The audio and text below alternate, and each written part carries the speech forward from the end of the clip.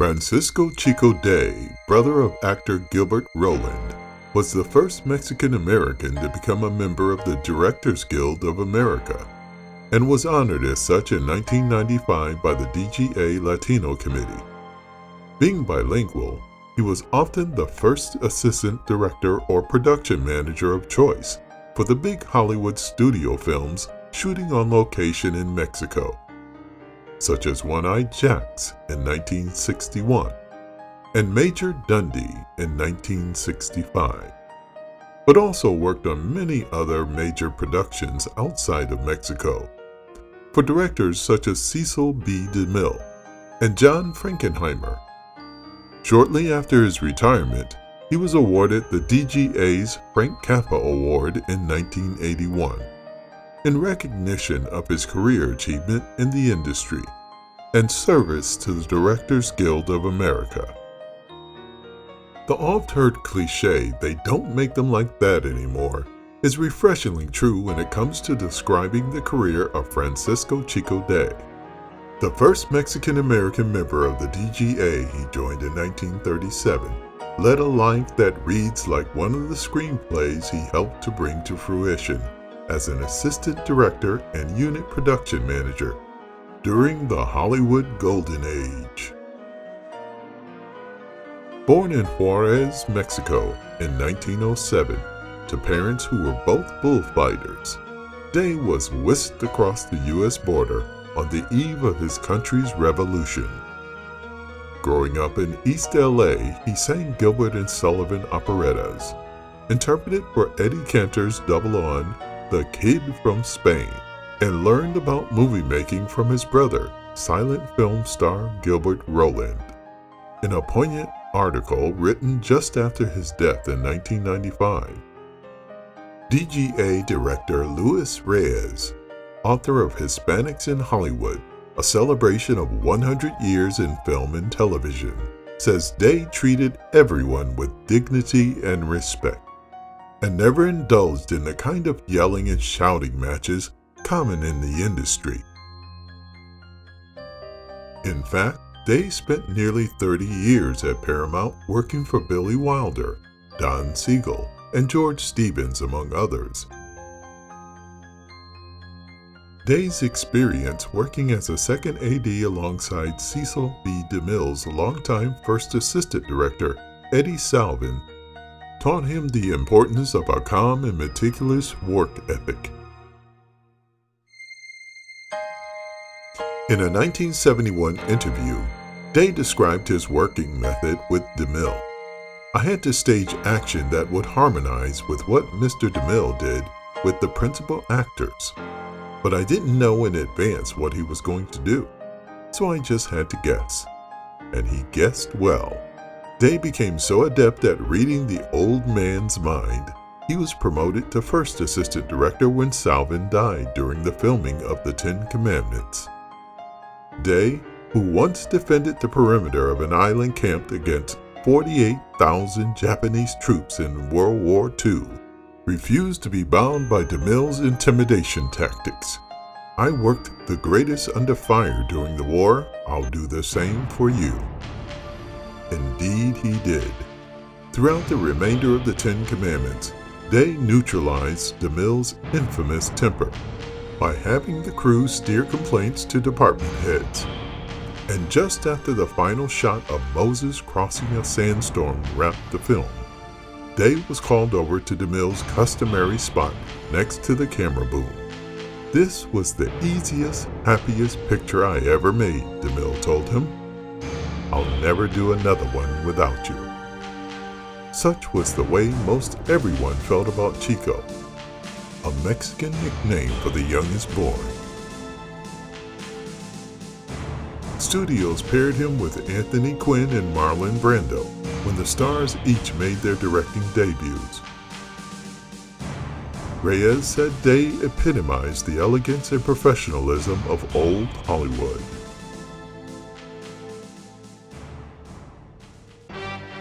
He was always impeccably dressed, usually in gray slacks, a blue blazer with a white handkerchief, and a silk scarf around his neck. Day's longtime involvement with the Guild, serving on the National Executive Board and heading committees devoted to educating the next generation of assistant directors and unit production managers, was an inspiration to many. In 1981, Day was presented with the Frank Capra Achievement Award by the DGA for his lifelong dedication to his craft, and befitting his professionalism, Day wrote this about his craft: "The perfect assistant takes care of every detail and knows the importance of keeping the cast, crew, and staff working together in perpetual harmony. He does not distract the director with budget worries or minor decisions, but leaves him free to concentrate on story, camera, and action of his principles. If he is unwilling to dignify the position with the imagination and dedication it deserves, he has no claim to the name." That started the seminar in the Directors Guild of America. And a couple of years ago, I had a class that it took between 3 and 4 hours a session for 12 sessions. So you can see this is the book that contains the entire so-called seminars. And it would be impossible, like I said before, for me to try to condense 50 hours into 1 hour. However, I think that with your cooperation, I shall be able to continue with what I have to say, and then I think that it would be wise to break at a certain point for questions and answers. You can write, you can make an estimate of anything from a synopsis, book, a script, or even an idea.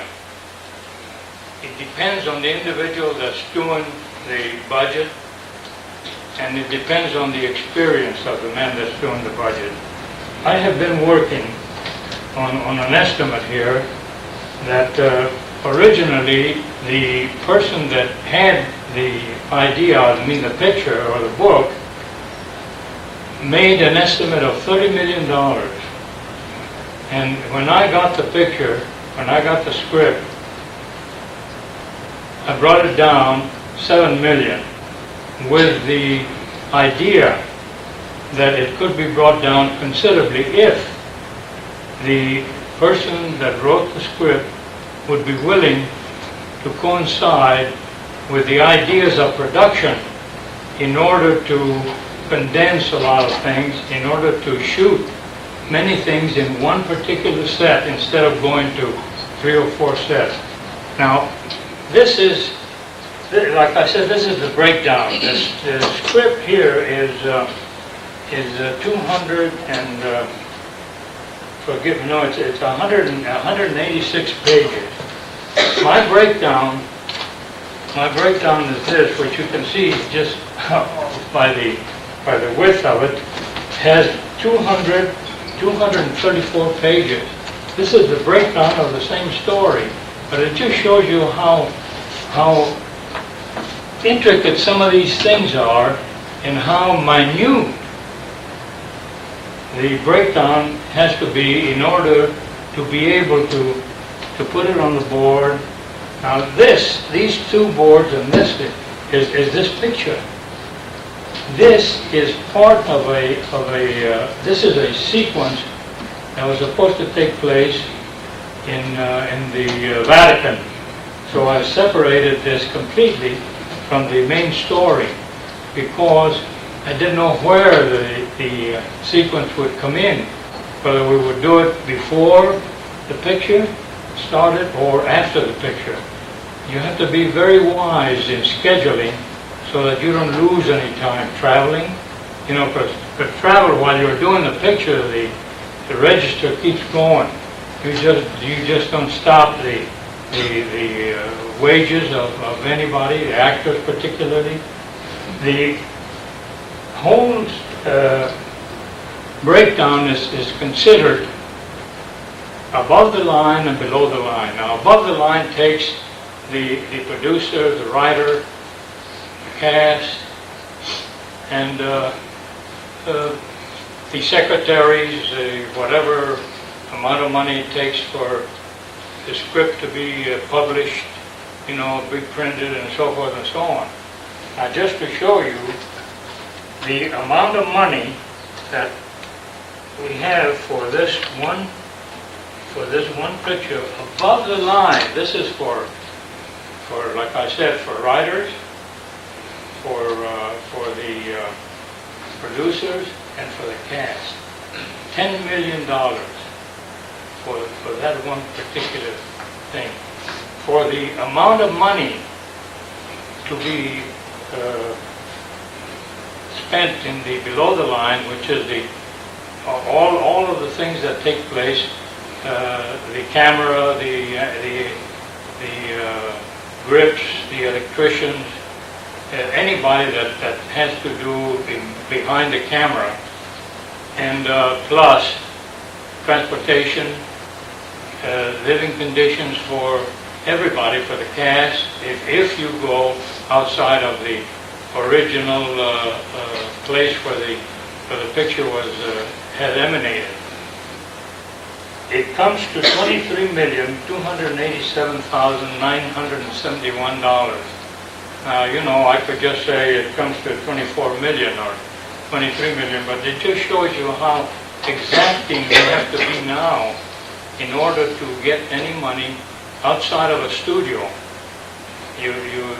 Independents, you know, are very leery about making pictures with people that don't know how to make pictures. And this individual that did the writing of the book, which has been translated into 8 different languages, so you can see that it's a very, very potential story. And he wrote the script also, and he wants to direct the picture. Now, in the breakdown, I would like to show you what the original sheet is. This is the page that we have. They have different pages, different studios have different breakdown production pages. And this is what it looks like. And this is what the I don't know whether you can see it or not, but it has, on the breakdown, it has the set name, scene number, description of scene, actors working, sequence, pages, number of pages to be done on that one particular shot. Location, day or night. It has props. You all know what a prop is. This is a prop. You know, a book is a prop. Anything that is handled by an actor or that is used on the set is called a prop. So forgive me for trying to be explicit or things like that, but it's very important when somebody handles a book that you put down a book. If somebody has a transaction with money, you put down money. And it has extra talent. You put down everything that you, from children, babies, you know, women, men, doctors, whatever it is that the scene calls for, you put down on this particular page. And it has, if you have some bits outside of the cast, it has it down here. And then it has the cast number.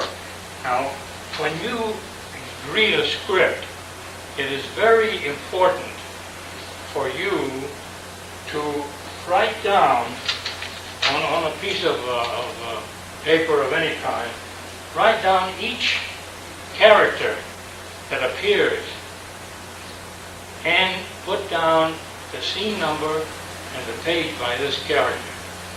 And I'll tell you why, because at the end of your reading of the script, you have all of these characters down, and you can start placing them in your own mind. Who is the leading man? Who is the leading woman? Who is the lead character actor? Who is this? Who is that? And by the making of a production sheet. Now this is a blank. This is a blank sheet that you will derive the schedule. You will get all of these sheets and all of these strips into this particular schedule. Now it depends on whether it's 1 week, 2 weeks, or whatever it is. Usually, I deal with motion pictures.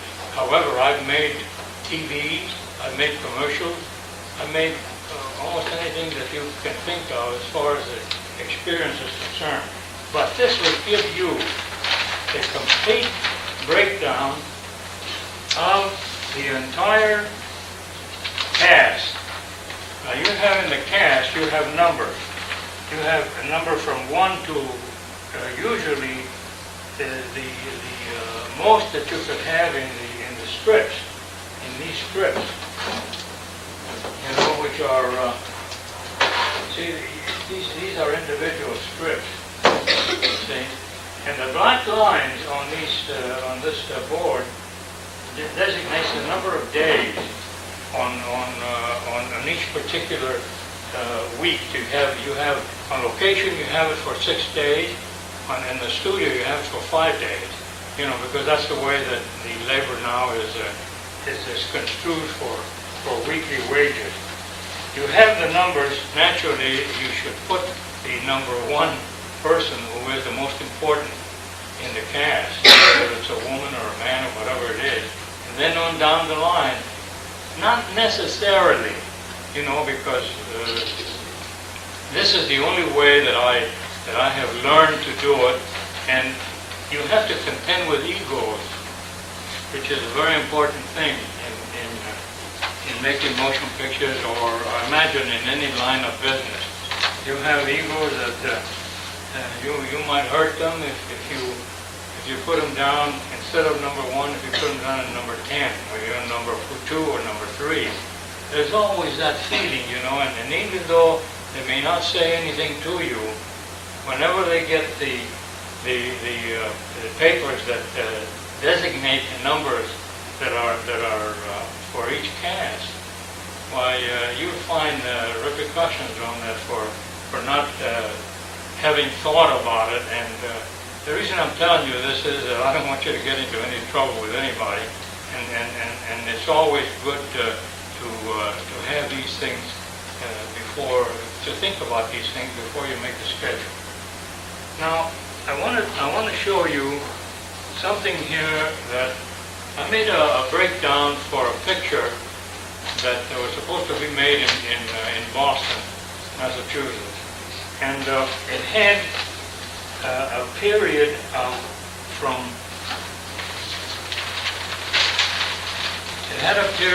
the winter of 1938 to the modern time at that time, which was 1983, whatever it is. And this is the breakdown that I made so that all the departments in the making of the production would know the actors. You see you see the lines there, the red lines? Well, each line designates a period of the year. And it had the number of actors. See, it has actor number 1, number 2, and number 3, and number 9. Now, the actors appear here, and then in order to make this whole thing work, I have to put them over on this one line. And so it gives you, it gave the department heads a wonderful idea. Of course, this wouldn't be Xerox or mimeograph. This way it would be tight, you know, and then it would come down in sheets like this, so that you wouldn't have to post this on the board, I mean on the wall or something. Now, me see. This, I want to show you this chart because this chart is a very wonderful chart for independence. This chart, instead of having the number of the cast, everything divided, it has a division here, but it has a division by departments and the amount of money that is required for the above the line for the first week of pre-production, for the second week of pre-production, and for the third week of pre-production, and then the preparation,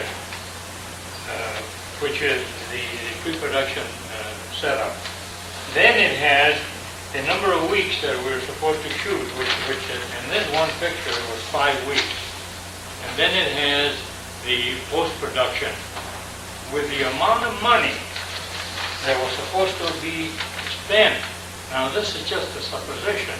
You know, you cannot say you're going to spend $10, and even though I have the experience of all that, but you may have to spend $9 or $8, but you might spend $12 in that one particular week. But you make up more or less on as you go along in the post-production or even in the production. If anything happens that you know by a chart like this that you are overspending money on certain departments, you naturally can accommodate for all that because you can, take away from Peter and pay Paul. But that is one of the things that I would not recommend from anybody because even though you can't be exact in what you're going to spend, it's just one of those things that you have to live with it. Sometimes you hit a budget. For instance, I made an estimate of a picture Patton. I don't know whether any of you have seen Patton on TV, but it was one of the great pictures of that time. In fact, that picture brought 20th Century Fox out of the doldrums, out of the red, into the real profits because it made a tremendous amount of money. Now, the company in England, which was part of 20th Century Fox, made an estimate over there, and it was at pretty near $7 million. I went over to all of the locations that were in the script in Europe. We went all over Europe where Patton had been, and when I returned to the studio, the budget was twice the amount of money, and they thought that I was crazy. Now imagine from approximately $7 million to $14 million. And fortunately, I had enough preparation time in Spain, in all of these particular places. I had 7 production managers and about 10 assistant directors, so you can see by that. Now, the reason I'm telling you this is that you go from one thing with very little money to one big thing with plenty of money. And the picture came out about $250,000 under, which was a big boutonniere in my lapel. Not that I claimed I didn't want the praise or whatever it is, but I did want for them to know that this picture was properly scheduled, properly estimated, properly thought of, and so forth. So now, let me see if I can one thing more here that I want to talk to you about, and then we can go on ahead. Yes, I want to talk to you about prices, for the, I think we have a young lady here who is very well acquainted with minimums, because she works for the Directors Guild of America. In fact, we're celebrating the 50th anniversary of the Directors Guild. I think you have probably read about it. But when I started in the business as a second assistant director, I was getting $36 $37.50. Now, there was no union at that time. There was nothing. $37.50 at that time was considered a lot of money because it bought a lot of groceries. Now for $37.50, I don't think you can get a day's groceries in your house. But anyway, now the second assistant director gets, I think, a minimum of $1,100 minimum mansion. $1,100. I think I have the exact amount here. There you are, see? Correction. All right, now, but that is just the salary. You still get a production minimum, a production, what do they call it? Production fee. See, and let me see. What is the minimum? Oh, I was just Well, let me see there. I think I have it. I have it It's like here. 300 and something for studio, Um, and then just the location. It's not only broken out, studio and just the location. the And then more of this one, just the location. can't get the minimum production fee. Production fee.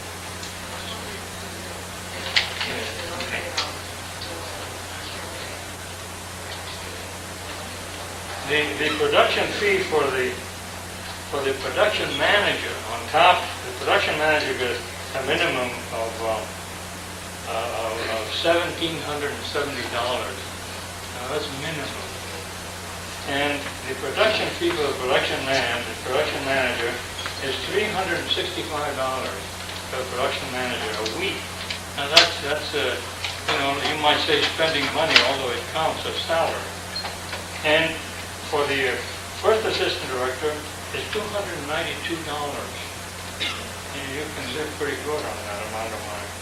And for the key assistant director, or the second assistant, he gets $219. So you can see, the reason I'm giving you this is to compare, the times from the time that I started, which was 1935 to this point. I would like to make one more thing here, so that bring up one thing that is very, very important when you're doing a location picture, or even if you're doing part studio on the set and part location, that you should make a list, a complete list of all the things that you have to do in the studio interiors, which normally would be, or if it's a local location around the city, you should make that a completely different setup. Then your location work, which has to be pretty minutely thought of as far as the production manager is concerned, or the assistant director, because you should have all of the sets or all of the scenes that are in one location, so that you don't have to look through the script in order to tell the director, you have such and such a scene, and at the beginning of the script you have a scene in the middle of the script, and you have a scene toward the end of the script, which can be shot in this particular location. Now, do you want to shoot them, which is a natural way of doing it, when you do all of these things at one time, or do you want to do it according to the script? You want to do it in continuity, which would take a nebulous amount of time and a tremendous amount of money. Now, I don't have any way of. I have a lot of things that I want to discuss with Mr. Mack about the script that I was sent, because it's very important that he knows from an experienced person what the script contains that may be censorable, or he may not be able to do it at all. But at the same time, a to say that the script is written like your writer told you. I have it written right here. The script that you have is 78 pages, and the script, according to the way that it should be written, according to the way that the regular script is written, you can see. Can you see the difference between this particular script and the one that you have? It's crowded. The one that you have is crowded. It's from the tip of the page to the bottom of the page. And your writer told you that she thought that it would be 120 pages. That's exactly what I thought it would be. The 78 pages, the way that it's written now, if it is translated into the proper way of writing a script, it will be 120 pages. Now, I would like to, I think that we can devote the rest of the time to questions and answers, but one thing that I would like to brief you on is the fact that I have earphones, and I would like to have you please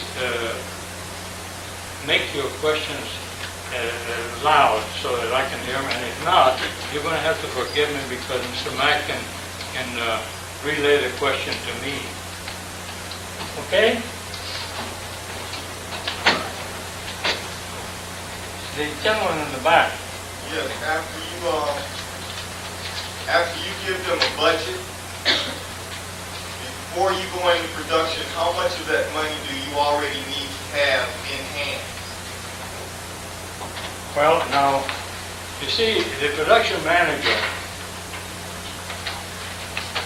the position of the production manager isn't as to how much money how much the producer has to have. You see, now depends on several things. It depends on whether he has to pay for the script, whether he has to pay a certain percentage to the cast, to the actors, in order to hold them, whether he has to pay any office building, a suite in a building. All of these things depends on. Also, he might have to, with the Actors Guild, he might have to deposit a certain amount of money, and to the Directors Guild, he may have to deposit a certain amount of money. Now, I don't know whether in the crafts they allow, but you do have to show the IA and any of the crafts, the cameras and so forth, that you have a certain amount of money deposited in the bank. So it would depend. If you're, let's just say that you're making a $10 million picture, and you have 6 weeks of preparation. I would think that perhaps $1 million would be the first deposit in a bank, from whoever is the independence, whoever is putting up the money. That's what it would have to have. Now, if you're working for a studio, that's completely different. If you're working with a studio, either making a picture or TV, naturally the studios have billions of dollars. Nobody doubts that, but still they demand a certain amount of money if they are in doubt, whoever the producer is. Yes? After reading that script, how much would you estimate, just off the top of your head, what it cost to produce that one? The T-Town script. Our script? You see, the script, the way that it's written, I can't very well tell you more exactly, but you have the university. I think you have 2 universities. Yeah. You have 2 universities, so you have to go from one university to another. That's minimum. I mean, the transportation. But you have a lot of interiors, and you have a lot of dialogue. But anyway, I don't think that in the independent field that you can do this less than $5 million. But it depends on the cast. See? It depends on the cast entirely. And of course, forgive me there, of course it depends also on the fact that how much of the money you have to pay out for script and so forth and so on. See, as long as you're the writer, I think that you can defer that until the production stage. Yes. My comment is that you have to distinguish between a union picture and a non-union picture. When you have a union project, you're going to have inherent costs simply because unions demand certain minimum.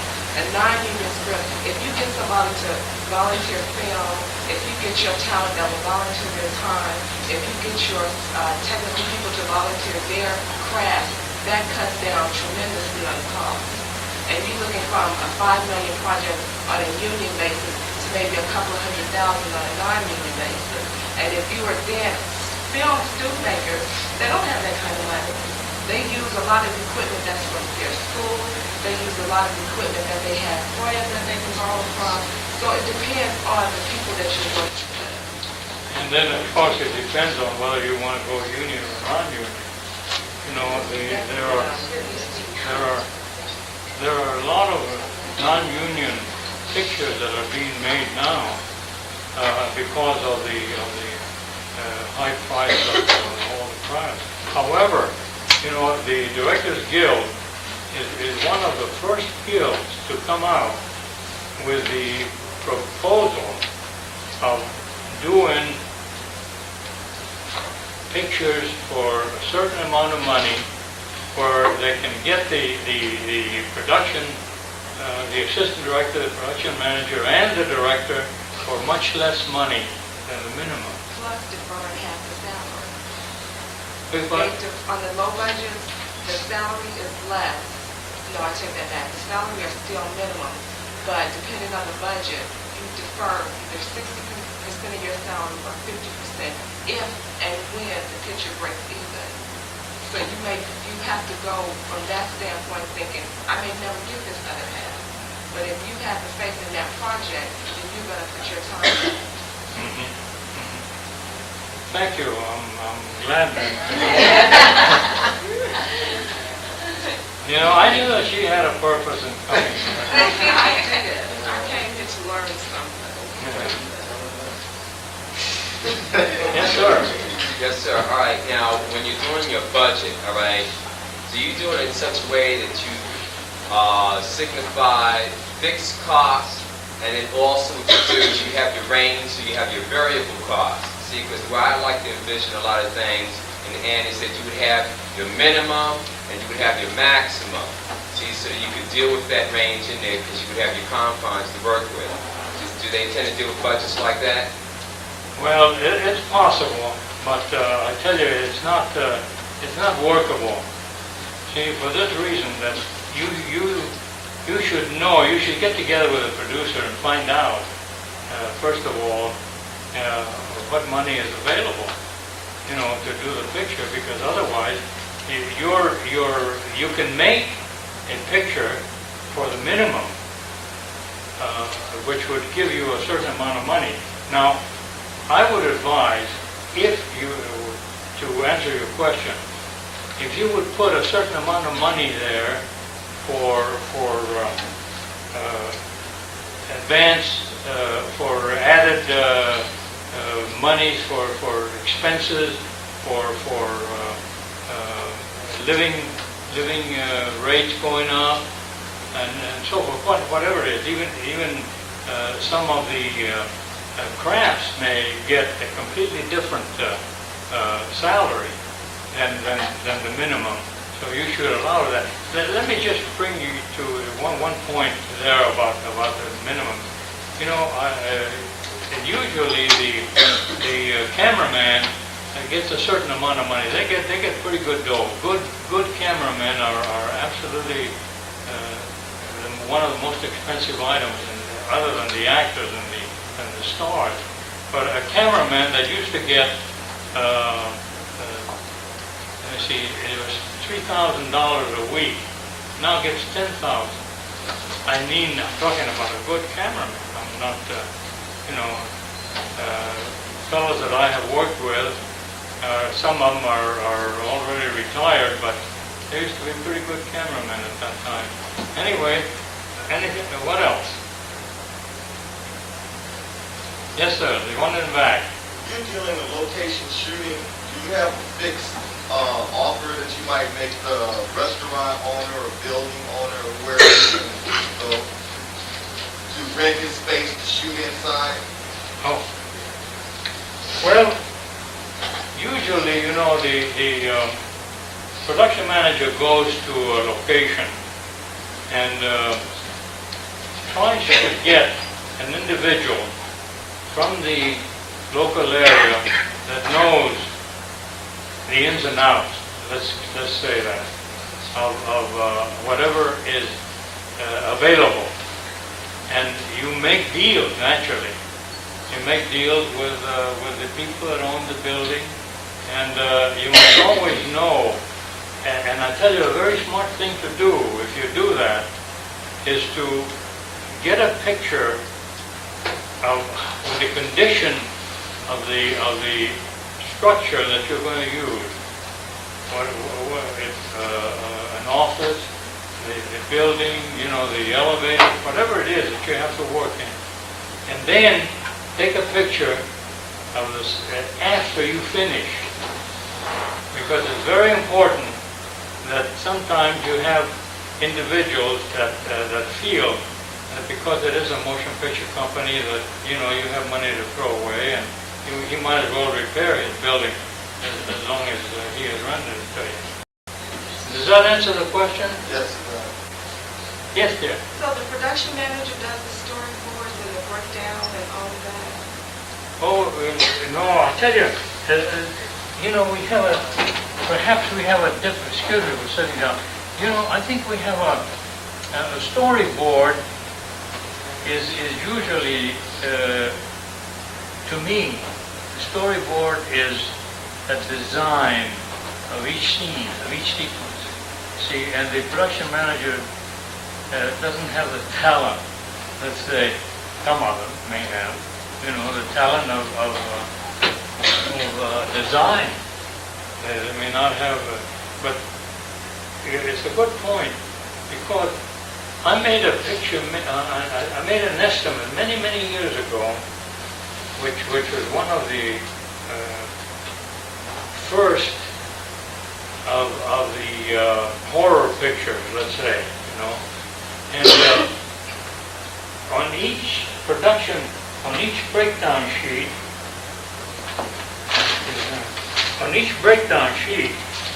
like for instance down here, I had a little square blank.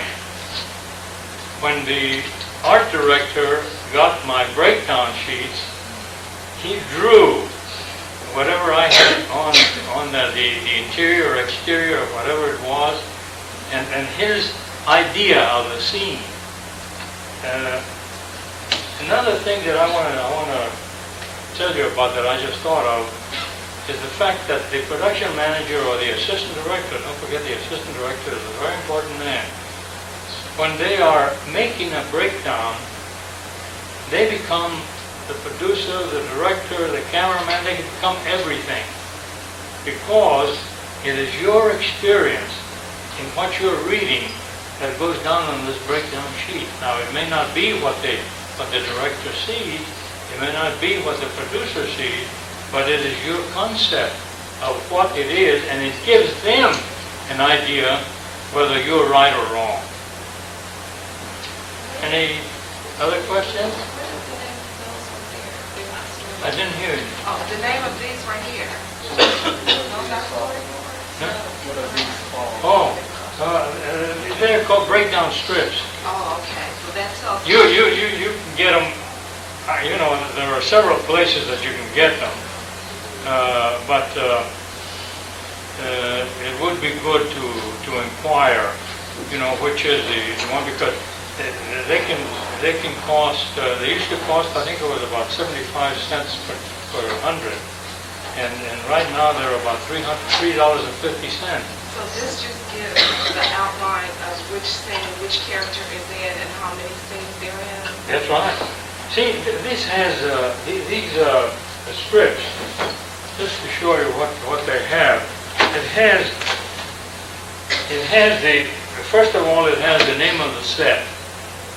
Then it has the number of pages that scene calls for. Then it has the scene number, and it has, whether it's day or night, the number of actors that it has, and a short synopsis of what that strip is. So it's very important. Like, for instance, I have here the interior of Stark Room.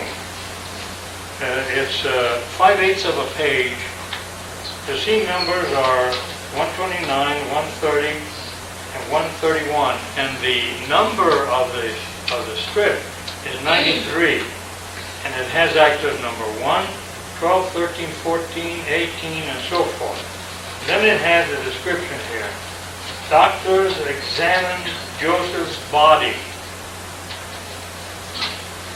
Carlo leaves. Joseph's point of view of men outside of the building. So those are the three scenes that have to be made, and it's all written down in this one script. So when you, for instance, when you start changing these things, because these scripts become tremendously important for the carry of the actors and for continuity. Because if you have an actor that works in the beginning of the script and in the center of the script and at the tag of the script, you've got to move these scripts from one particular place where you have it to the place where you are going to hire this actor. In other words, if we were to hire an actor according to the way the script is written, you would have to pay him certain amount of money for the beginning. Probably, the actors' contracts are tremendous too.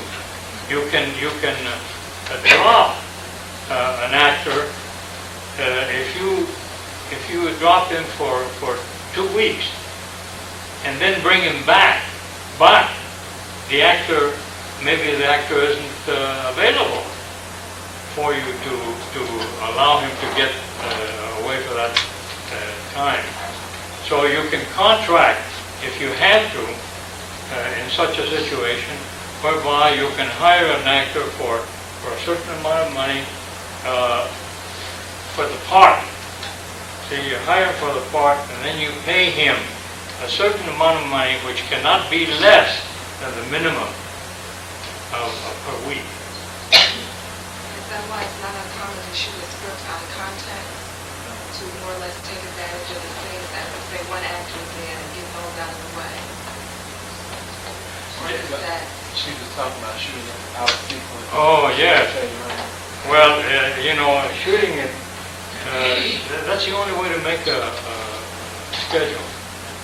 You cannot, under any circumstances, unless the director has it in his contract that that's the way he wants to shoot it, then if you have made a certain estimate for a certain amount of money to shoot it out of continuity, then to shoot it in continuity, then it becomes a much less amount of money if you shoot it the entire sequences of the particular actor or whatever it is in one location.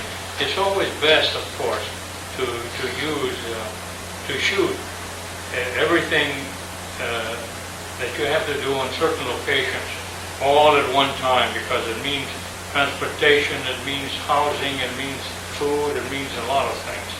You have something? Yes. What kind of money is a production manager? This? Because it seems like you do an awful lot of work. She was asking about the salary for a production manager. Oh, Onion. well, dear, the minimum, I think You have it's the two. list. I don't remember like directors and those are the contractors. She said she don't know the directors, but those are the contracts. Well, I'll tell you, the minimum for a production man is 1773, say, for studio work, and then for location work it's $2,482. But that doesn't. That's the minimum for the salary. Like I told you, they get money for other things, plus the fact that they get money for holidays and for a lot of things. What's some of the different films that you've worked on? Well, Or are you at liberty to say? just let me show you this.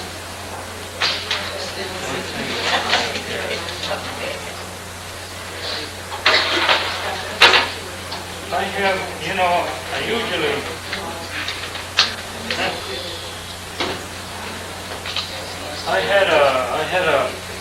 in fact, I have a resume.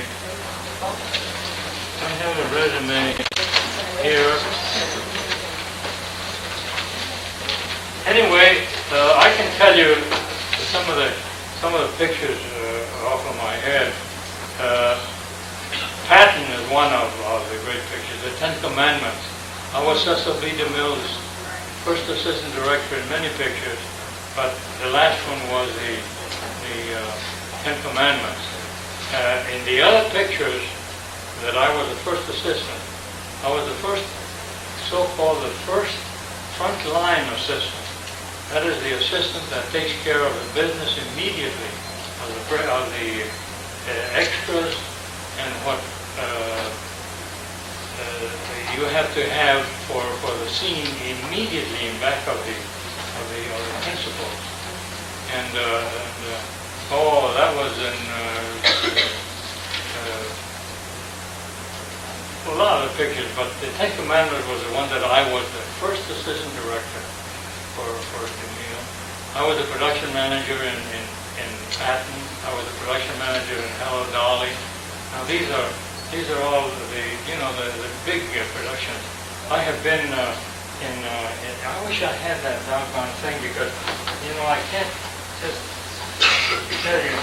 I had like I say, I made the pictures for for $68,000 and for $25 million pictures of Hello Dolly, and so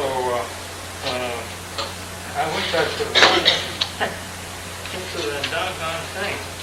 Where did you put it? What type of education is needed for this? Is this something that you learned in school, or is it something that you just got into? Well, As a I'll tell you, I was an actor to start off with. See, at the time we were making Spanish pictures here in Hollywood. Then it became a point where they offered me a part in Ramona, the picture Ramona. And evidently they decided to use somebody else, but they didn't tell me.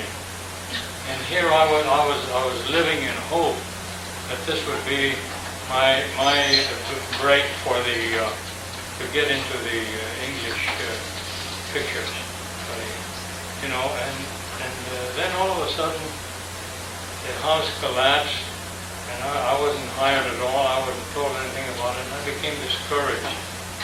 And I entered Paramount Studios. They wouldn't take me in as an assistant director, so I had to start in the mailroom.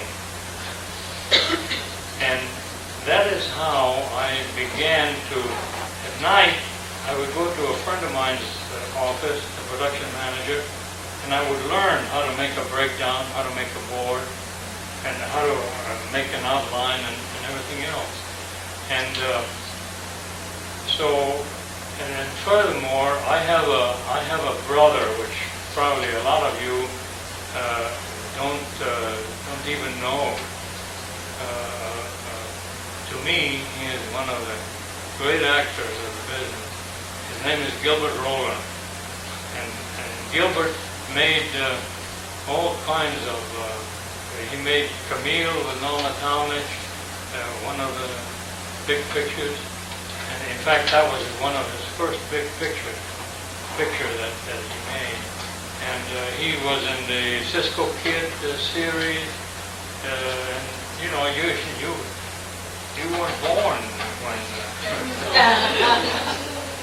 But anyway, whatever. Is there anything else? One more question. How long does it take to Did you read the question, please? How long does it take you to put together a budget for a film? I know it depends on Well, the locations of the actors. You know, I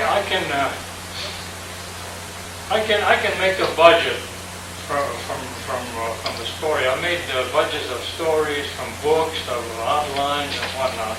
But if I get the script, and I tell you another thing that you will probably get sometime in your experience, a script without numbers, you know, without scene numbers, or page numbers. You have to put your own idea of what the scenes are, put the numbers on them. But usually on a small production, let's say I can do it in 2 weeks, you know, and that's fast. But naturally, one thing that wages, you see, and I go by estimates that I have made previously. If it's within the price area of the unions, and it's very fast for me to do. You know, you need so many goods for this. You need so many electricians. You need a prop man. You need a wardrobe. You need makeup and whatever it is, and it's very fast for me. I don't type. I write it out, and then when it comes out, I tell you, it's really a beautiful thing to behold. Yes, dear. One last question. Are the below-the-line costs usually more against the above-the-line?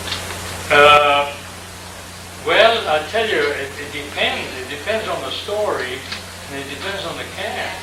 See, because, you know, for instance, Marlon Brando, I worked with Marlon. One of the pictures I made with Marlon Brando, he was the director and he was the actor. And One Eye Jacks. I don't know what Yeah, I it's saw called. that. Great film. Right. One Eye Jacks. Yeah, I was the assistant director. And there is a great, I tell you, I love the man. In fact, I have never worked with anyone that I didn't love. So you see, love is the greatest thing in the world. And believe me, if you don't have that, you might as well just dig a hole and jump into it.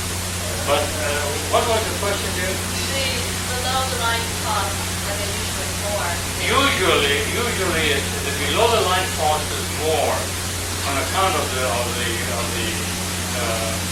weeks, you know.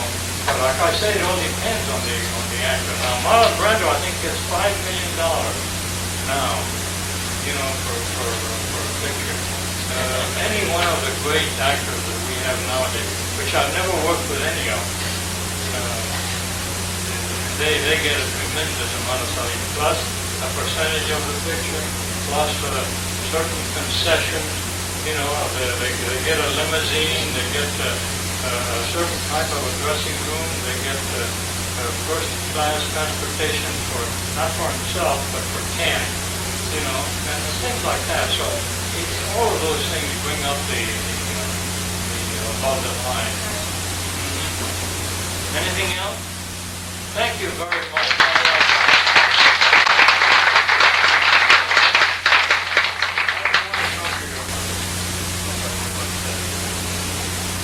Okay, we're going to take a break while Mr. Dave You want to kick me out of here? You can try your luck with the coffee. So what we did, we developed the script.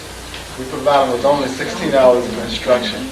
they audition and then we do the project. And they are the people who are going to put it on, the crew as well as the talent. So the talent here and the crew? Right. I see. Okay, and so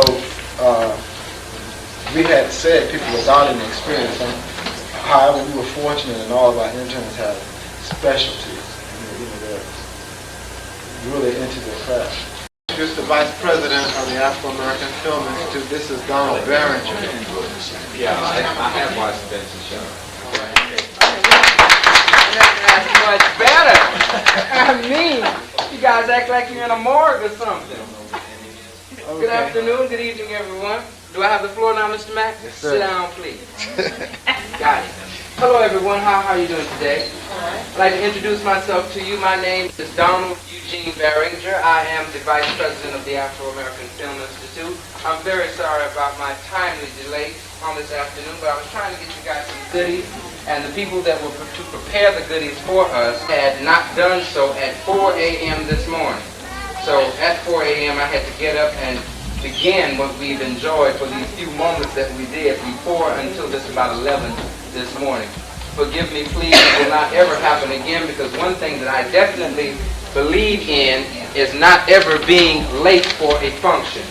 That's one of my first mottos, is if we have some place to be and we are together, no one is to be late, especially the vice president of the company. Okay?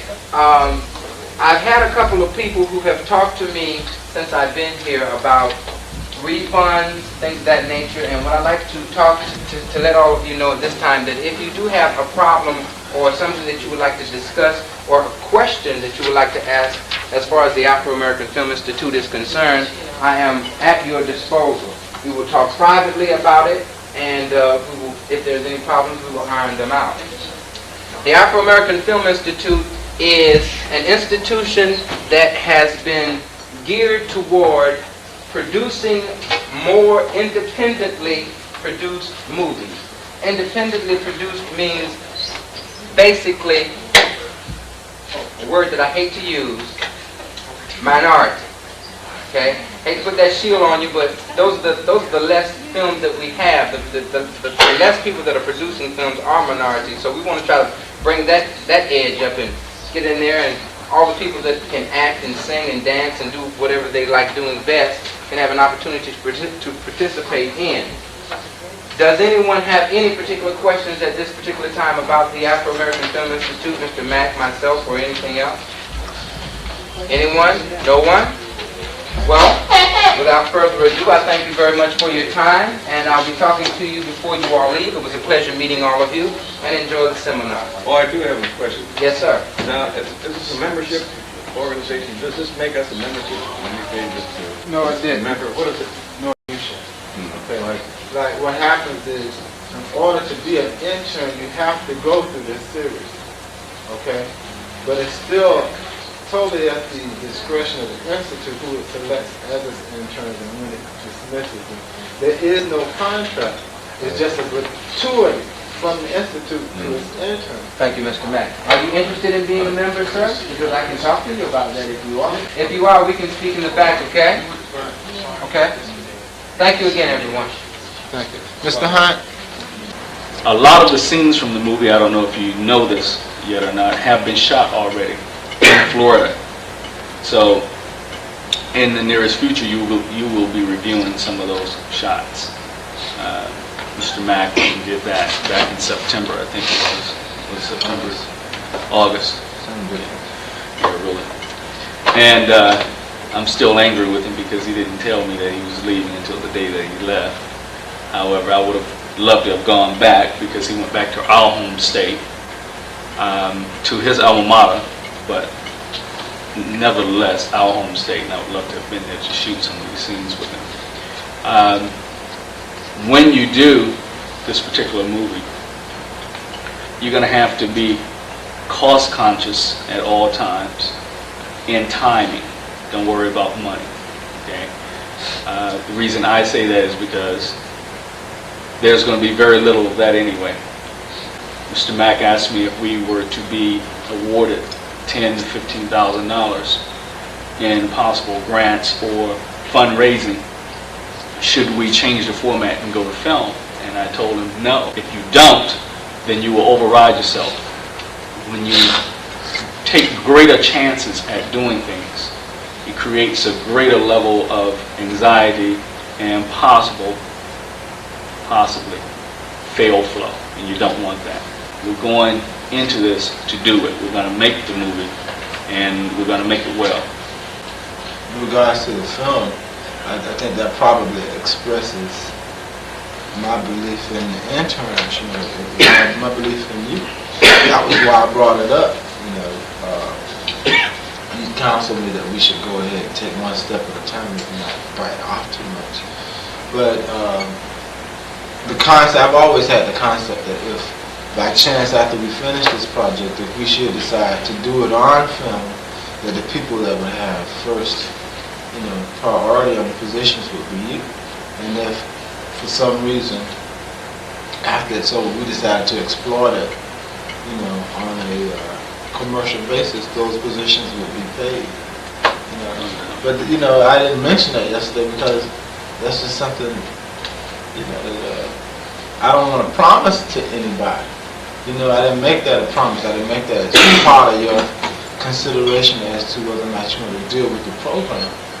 You know, but it's a possibility, very, very slim, but it is a possibility. To show that it can be done, you know, evidence. And one other thing, before I go back to you, and that is the concept of we want you to work in the area that you want, but what we're trying to instill in you is a broad overview of the industry, because what we want you to actually do is to produce, you know.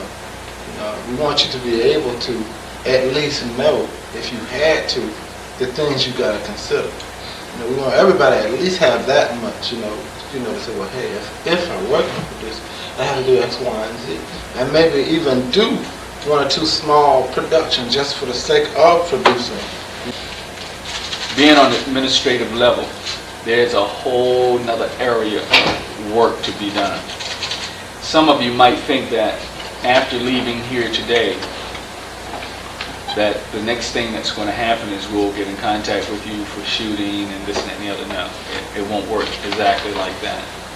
There is so much more work to be done that Cecil Mack and I have already planned on spending a number of nights together again.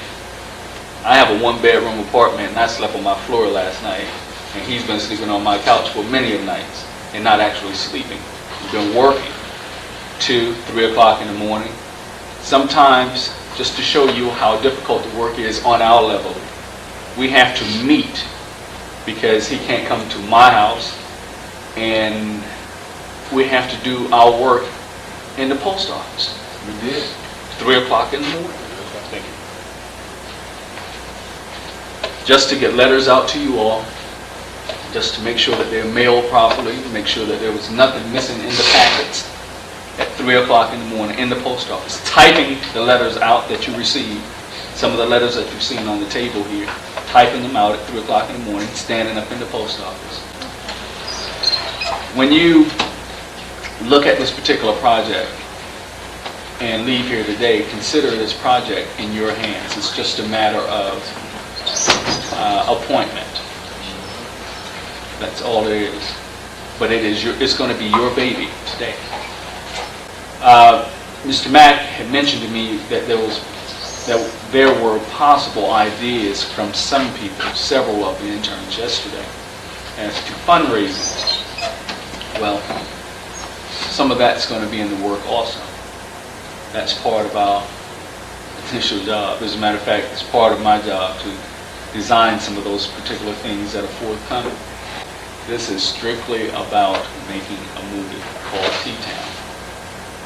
And without any cause, any obstacles, or anything to stop us, it shall be made.